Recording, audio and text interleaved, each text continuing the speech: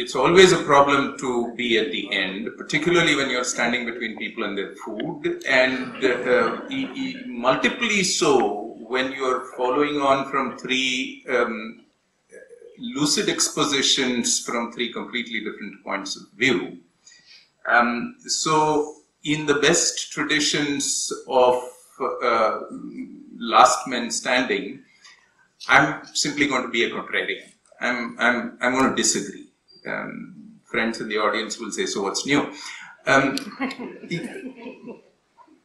So I'm going to make three distinct general claims. Unlike the rest of the panel, I have no spectacular success stories to tell about my own work. So I'm just going to make three general claims that are variously at variance with what's being said here.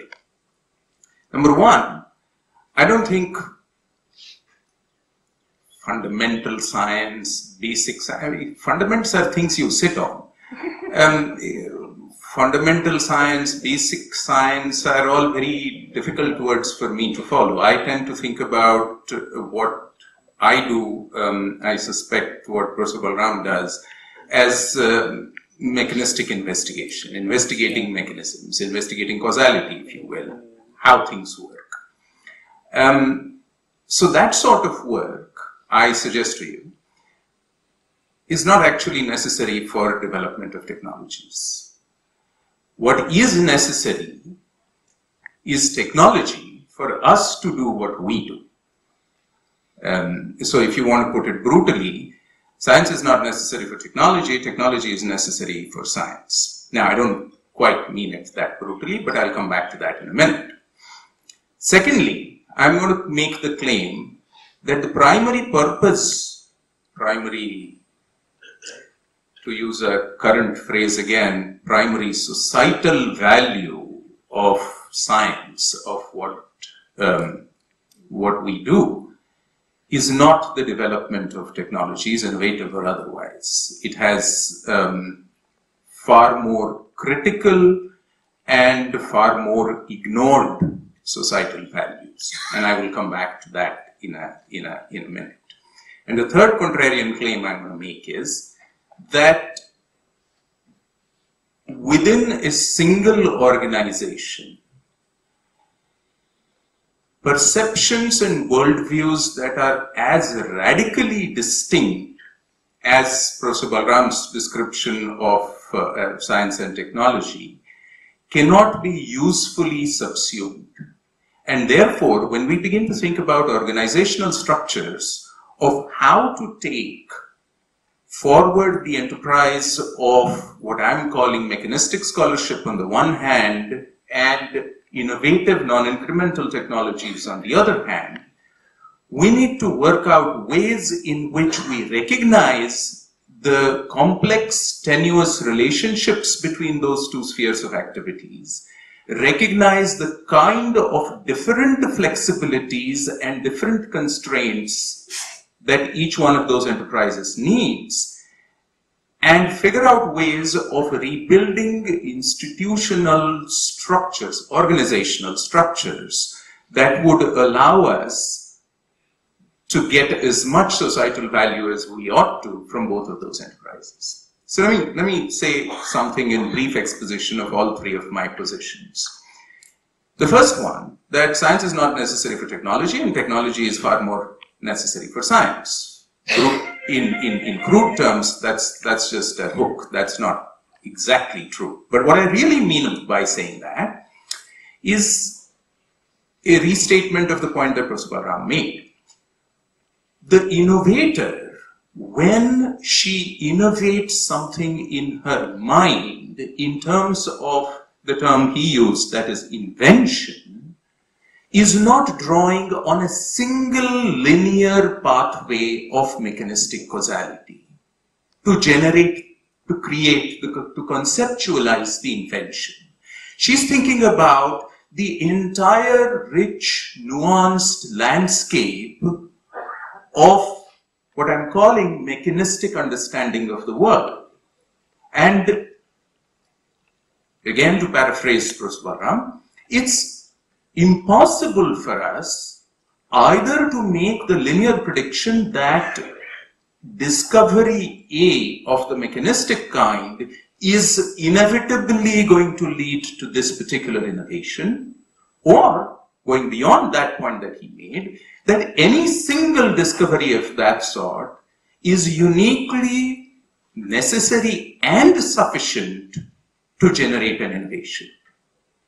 Those are things that you can do as non-incremental, socially useful and profitable innovations. Of course you can. Incremental, socially useful and profitable innovations, of course you can. But if you want transformative innovations, if you want non-incremental innovations, if you want innovations that change the entire field altogether as an invention, those are not single sourced. Those are very complexly sourced in the mind of the innovators, or increasingly in the minds of the innovators. And it is in that sense that I mean that we don't need science for technology. Not because we don't, of course we do. We need understanding of the world in order to generate innovations.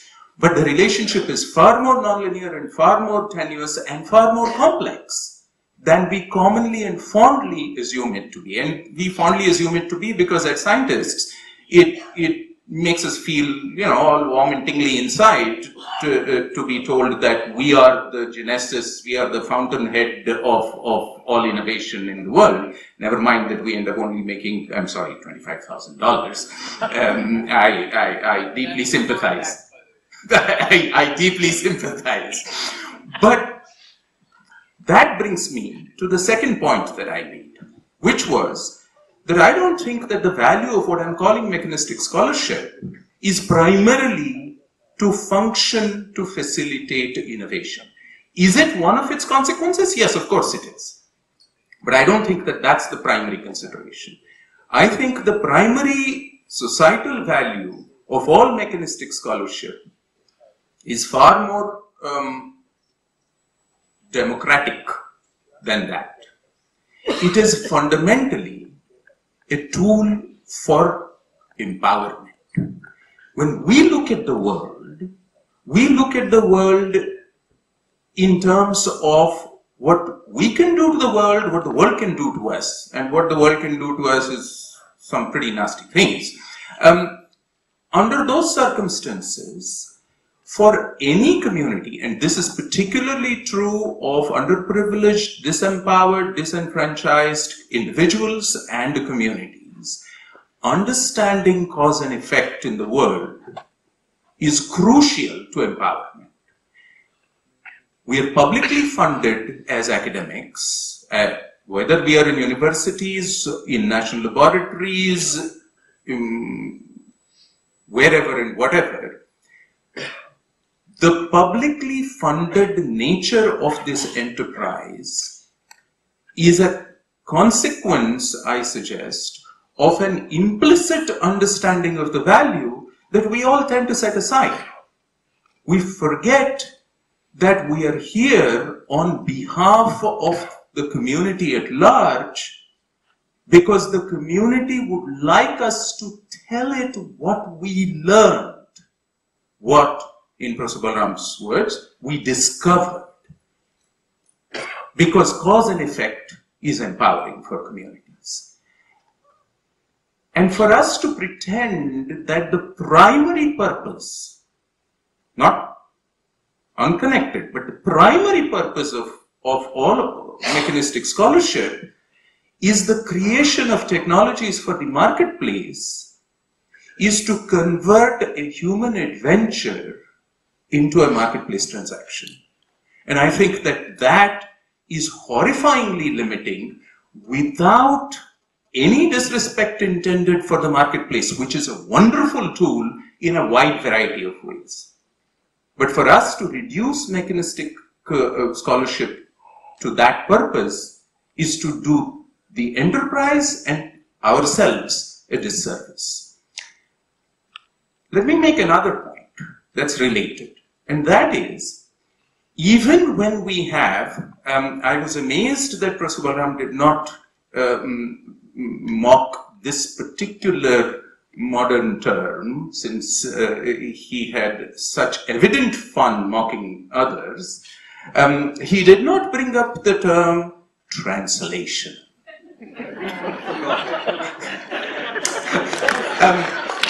He did not bring up the term translational. And let me point out that between the kind of mechanistic scholarship that I'm talking about, that he was tacitly alluding to, and the kind of marketplace innovation that Dr. Sen was talking about, or Professor Ganguly was talking about, there is a little extra wiggle room that's brought out by the term translation. So that despite my old-fashioned agreement with Professor Balram about these newfangled things, there's some use to thinking about the term translation. And when you think about the translational outcomes that can emerge from basic mechanistic scholarship, again, we come down like one-string instruments to things, to drugs, to vaccines, to devices, to technologies.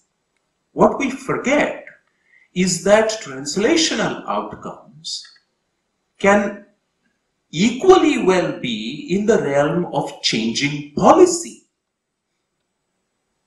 And if we are going to change policy, and if we are going to build, hopefully, we are going to change policy because we are going to make a better policy, hopefully.